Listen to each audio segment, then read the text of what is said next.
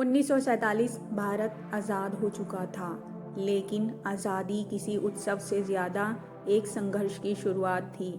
अंग्रेज़ों के जाने के बाद देश के पास क्या बचा था?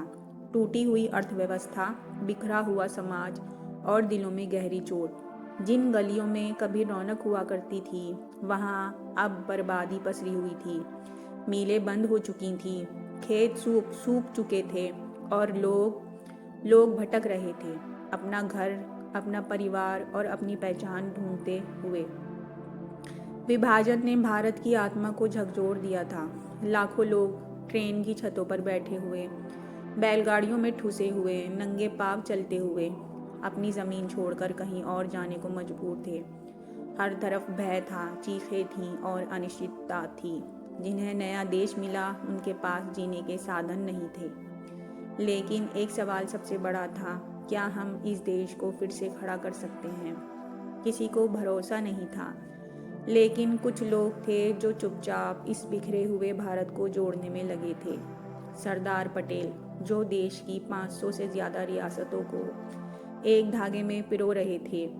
डॉक्टर राजेंद्र प्रसाद, जो एक नए संविधान की नींव रख रहे थे।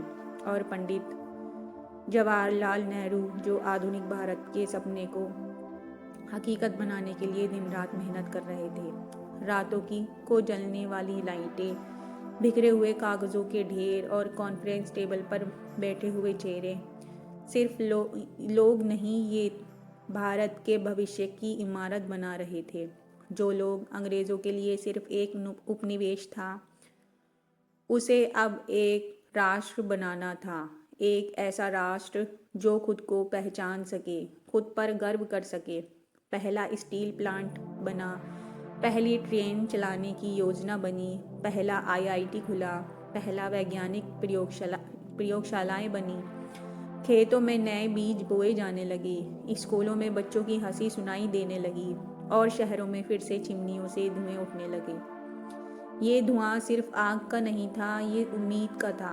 भारत संभल रहा था, धीरे धीरे मगर मजबूती से, क्योंकि इसे संभालने वाले सिर्फ नेता नहीं थे, वे किसान थे जो फिर से हल जोतने लगे थे। वे मजदूर थे जिन्होंने टूटी हुई इमारतों को फिर से खड़ा किया। वे वैज्ञानिक थे जिन्होंने नई खोजें की और वे शिक्षक थे जिन्होंने नई पीढ़ी को तैयार किया। 1947 का टूटा हुआ भारत अगर आज एक मजबूत, आत्मनिर्भर और उभरती हुई महाशक्ति बन पाया, तो वो उन अनगिनत हाथों की मेहनत और उन अनदेखे सपनों की ताकत का ही नतीजा है। ये सिर्फ आज़ादी की कहानी नहीं है, ये उस भारत की कहानी है जिसने खुद को बिखरने नहीं दिया, जिसने गिरकर उठना सीखा और जिसने ये साबित कर दिया कि अगर इरादे मजबूत हों तो इतिहास को बदला जा सकता है।